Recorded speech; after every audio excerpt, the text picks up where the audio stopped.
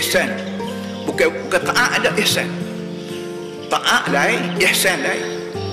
Taat ni kita buat dengan taat, dengan terpaksa. Aku taat ni pada bapa aku, kenapa?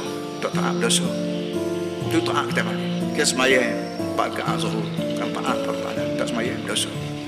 Itu taat kita buat kerana tekanan peraturan agama ko, undang-undang ko, budaya ko, 3 perkara ni, itu kita panggil taat. Ihsan ni atas pada taat. Ihsan ni atas pada taat lagi. Sudahlah kita sayang mak. Lepas kita pergi balik kedai, nak turun kedai, mau nak makan ke apa, mau kita nak kedai. Ni dia. Walaupun perkataan ni sepatah, tapi mak pasal kau. Allah jurunya anak aku. Mari nak kedai tanya juga, nak makan ke apa hari ni, kedai tanya pula. Seorang ibu yang tua, bila dengar perkataan lagi pada anak, dia berasa dia dapat segala-galanya.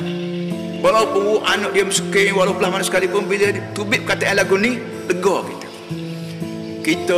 kita masih muda lagi ni, boleh jadi tak terasa lagi. Anak-anak kata beritahu kita muda lagi, bila kita tua sesa, nak batuk pun sakit, nak bangun sehari, tiba-tiba anak mari kata, ayah tercik mak, kita nak kedai ni, mak nak makan gapo, ketapel ko, dapat tikai ko, tak ada makan lagi tu segar dah kita. Ni lah apa ni intisari hidup. Nak segar, tak mesti kaya, tak mesti rumah besar, tapi tutur kata anak, tutur kata bahasa anak tu pada ibu cukup memberi harga. Segar, segar. Sepanjang-panjang budak ni turun kedai tegak, mak dia tunggu, dapat tikai. Bunyi motor, dapat tikai. Bunyi kereta, dapat tikai. Bila boleh dapat tikai, sukanya hati. Terima kasih lama.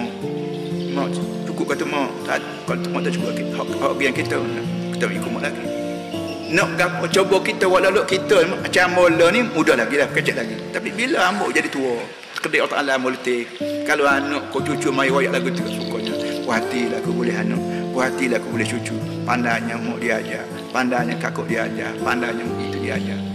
Ini benda lagu ni perhati semua. Allah Taala kata, aku nak pesan, nak usia kamu supaya mu buat ihsan kepada